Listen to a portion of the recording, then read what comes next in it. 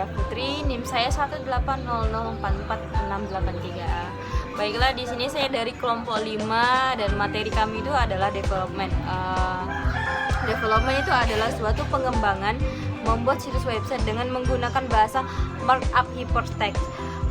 Pengembangan web biasanya merujuk pada aspek non-desain utama dari membangun situs web, menulis markup dan coding. Pengembangan web dapat berkisar dari mengembangkan halaman statis sederhana tunggal teks, biasanya ke berbasis web yang paling kompleks, aplikasi internet berbisnis, elektronik atau layanan jaringan sosial.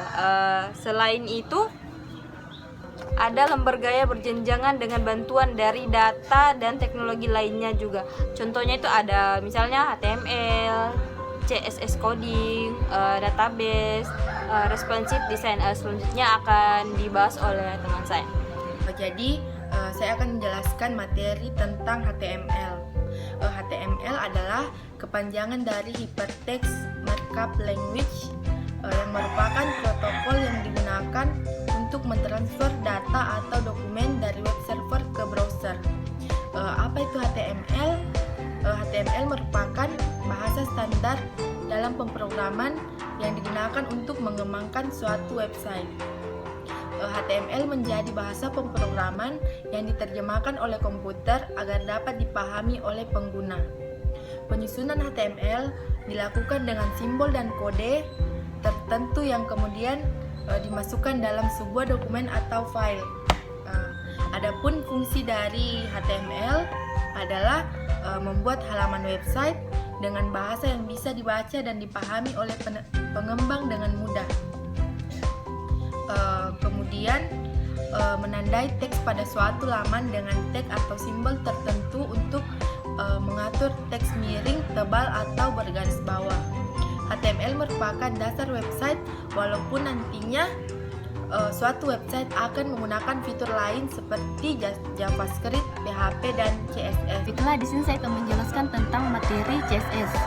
CSS adalah style yang digunakan untuk mengatur tampilan dari halaman web. Dengan menggunakan CSS, maka untuk menghasilkan tampilan web yang indah dan menarik, bahasa pemrograman ini lebih mudah dan ringkas daripada menggunakan atribut di tiap tag HTML. Selain bisa membuat indah, CSS juga bisa digunakan untuk menciptakan web dengan tampilan yang dinamis dan fleksibel, baik itu untuk tampilan web di browser ataupun ketika halaman web dicetak atau dicetak lewat printer. Adapun hubungan CSS dengan HTML. Hubungan CSS dengan HTML keduanya sangat berhubungan erat. CSS adalah kode-kode yang dipakai untuk mendesain sebuah laman HTML. Jika HTML diibaratkan sebagai seseorang, maka CSS adalah pakaian yang membuat penampilan menjadi semakin menarik.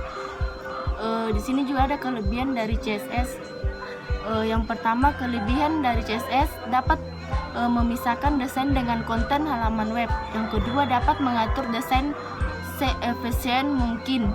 Tiga, jika ingin mengedit suatu tema halaman web dapat dilakukan dengan mudah, yaitu cukup dengan memodifikasi pada CSS saja. 4. Satu CSS dapat diakses oleh banyak web. Kekurangan dari CSS, yang pertama itu tampilan pada setiap browser yang berbeda. Kedua, ada juga browser yang tidak dapat menyupport CSS. Sekian dari saya. Baik, selanjutnya saya akan menjelaskan tentang materi database. Database atau basis data adalah kumpulan data yang dikelola sedemikian rupa berdasarkan ketentuan tertentu yang saling berhubungan sehingga mudah dalam pengelolaannya.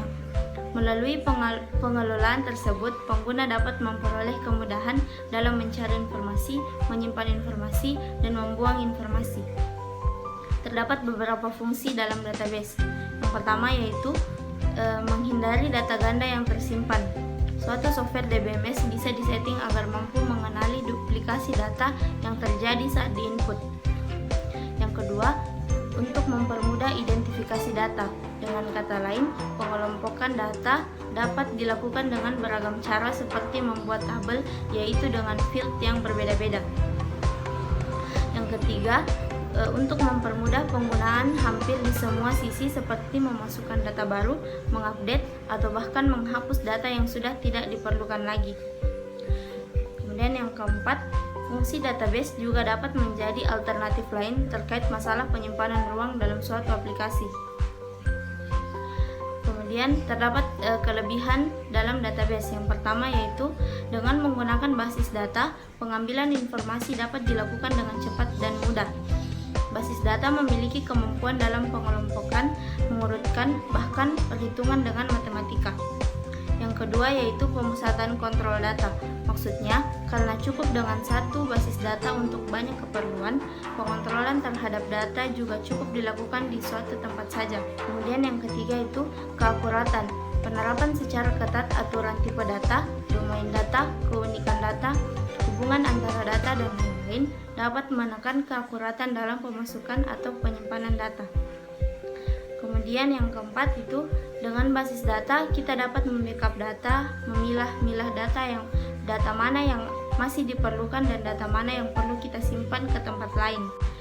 Selain kelebihan, terdapat kekurangan juga dalam sistem basis data, yaitu yang pertama, lebih mahal karena sistem basis data membutuhkan sumber daya tinggi, terlebih untuk melakukan perawatannya yang secara berkala. Yang kedua itu proses backup cukup memakan waktu.